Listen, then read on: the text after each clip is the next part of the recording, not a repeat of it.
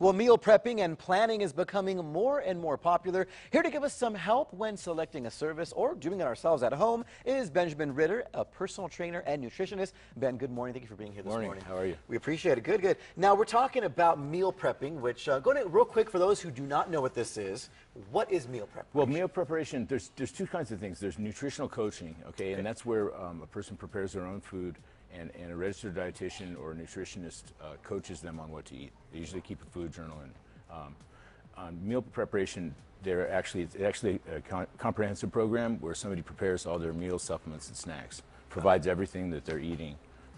It's kind of an all-inclusive deal. So, okay. So usually it's done for like the whole week, correct? It's usually the most effective way to do it is month to month, because you don't meet fitness goals on a week-to-week basis, especially body fat reduction, and that's the majority of clients are looking for body fat reduction or lean mass.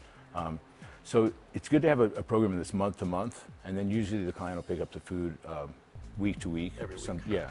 Okay, great. Okay, so let's talk about, there's a lot of services popping up. It's getting very popular here in El Paso. There's already it's gotten really several. popular here. Right. I'm going to talk, when you're looking for one, many people might not really know what they're looking for. What are some good rules of thumb when it comes to selecting a service? The first thing I think is look for, like a lot of gyms offer meal preparation programs, and they farm them out or contract them out to other restaurants. So you want to look for, in a fit food company, you want to look for somebody who does just fit food, and they do only meal preparation. Right. In other words, they do just fitness food preparation.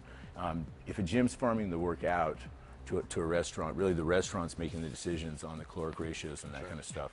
Another thing you want to look for is you want to have a registered dietitian or nutritionist on staff. Right. So I'm not an RD, but I'm a nutritionist, and I've got a degree in nutrition. But you want an expert. Yeah, you want an expert on staff, okay, who's there daily and each program should be individualized, whether it's most programs are going to be body fat reduction, okay, but there are some mass gaining programs, there's athletic programs, and you should have somebody on staff, and each program should be specifically designed for that person's needs, okay? Got it. So they should be available to you if you have questions. Yeah, you want to have you want to have a coach available, and you want to have a nutritionist that oversees the coaches, and they should, and in my opinion, they should have a coach available 24/7. Okay, you should have somebody available that you can text a question to, and you'll get an answer back within 3 to 4 hours. Absolutely, I think. Great, great. All right, and if you're doing it at home, a lot of people, may not want to go out. They want to do it at home, make their own food. Make their own food. What are some good places to get information, or who do you go to get started on that? You can call me